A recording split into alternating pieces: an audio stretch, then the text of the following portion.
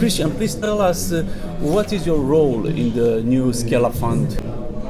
My role is to be the chairman of the investment committee, meaning that this is where we take the decisions on which companies to invest in ultimately.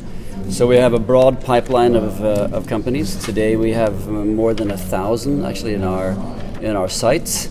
We have 125 that we're already engaging with, and a handful that are really active, which is very exciting because we're just getting started. So this funnel goes up to the investment committee, and ultimately we'll decide on 30, 35 companies or so that will make it into the fund. When to start the investment? Well, the investment period effectively starts now.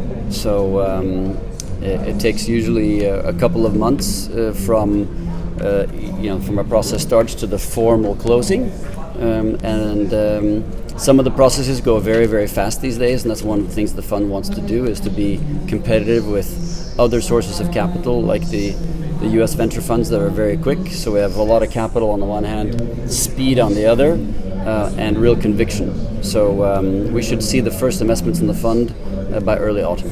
How is it going with the LPs? Are you talking to new potential LPs? In a live interview, because of marketing rules, we're not really allowed to talk about fundraising so much. But what the Commission has said is that they've committed €1 billion to the fund, and then the founding investors have built a pretty big pipeline of capital from them.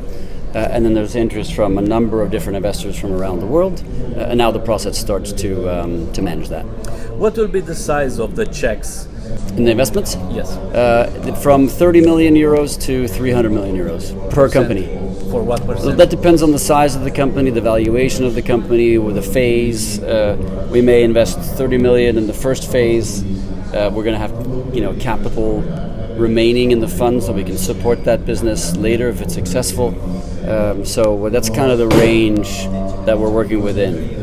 Are you looking for a majority or minority stakes? These are all minority stakes, so typically we'll be lead or co-lead investors in the business.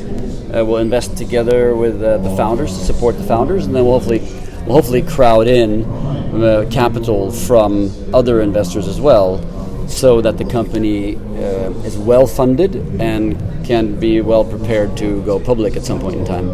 And how long will you travel with these companies in their journey to the IPO or exit or something like that? Yeah, that depends a lot. Within the spectrum of size, we'll also have a different timings or different life cycles we're investing into. So some of the companies will be earlier stage, sort of round B, round C, Some of them will be D and E, and some of them will be a little bit closer to IPO, but still very fast growing and needing capital. So within that spectrum, you'll have from many years to a few years. And at the end of the investment cycle, what would happen with that capital that will grow? For example, if you do an exit or an IPO with one of your companies. Actually, what happens to these funds is there will be committed capital up front, and then we make those investments over 3-4 years. And towards the end of that period, we'll reserve quite a bit of capital for follow-ons, and then we'll raise the next fund. And hopefully that will be bigger and even more ambitious. So when the exit happens, actually we send money back to our investors. So all the investors get the returns back, and then they can decide to invest in the next generation, and that's how it goes. Including the European Commission? We hope so, certainly. What kind of companies are you looking for? We're looking to back the best founders that we possibly can find across Europe. And within a number of different segments, from AI and AI applications, AI-driven businesses, space and dual tech technology, life sciences, and deep tech and even robotics. So it's a pretty broad space, but it's the best founders and companies that can become global leaders in their field. But not early stage companies, right? No, this is not an early stage fund. So it's a scale-up fund? It's a scale-up fund. That's why it starts with round B as the earliest. And in the round B, we would back companies that have a proven business model, starting to have clients, starting to have some revenues, and then we hopefully build from there. But what about the geographies that you are looking at? You're looking at European companies at large. By the way, you are Norwegian. You are not in the EU. Yes, we're literally just looking for the best founders and the best companies to back, no matter where they are. Including UK, for example, or UK is for the time being. There are negotiations ongoing between the UK and the EU, so you can read about that in the Financial Times or whatever. We're not involved, but certainly Romania, is on the list. Norway is on the list.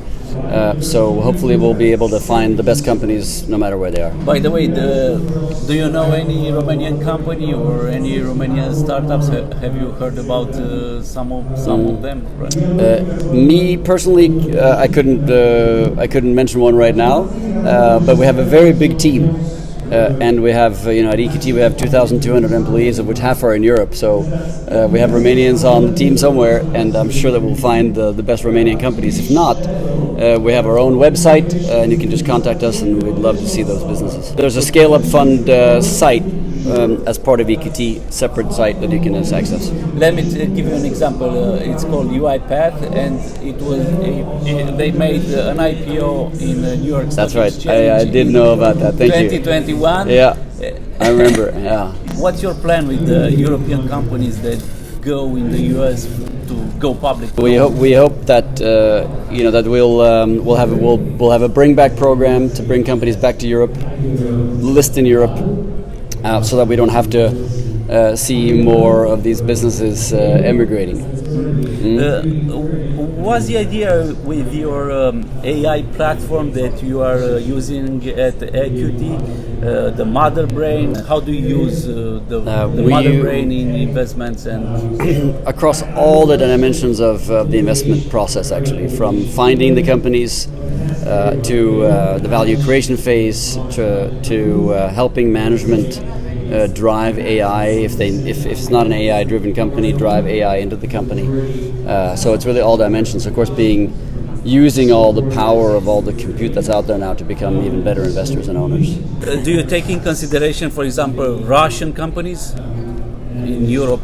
I mean, they are they're not. If you want the definitions, you can look at what's in the EU and Horizon Europe. That's outside. Yeah. That's it. All right. So this is the geography that it's called Horizon Europe. All right. Great. Thank you. Thank you.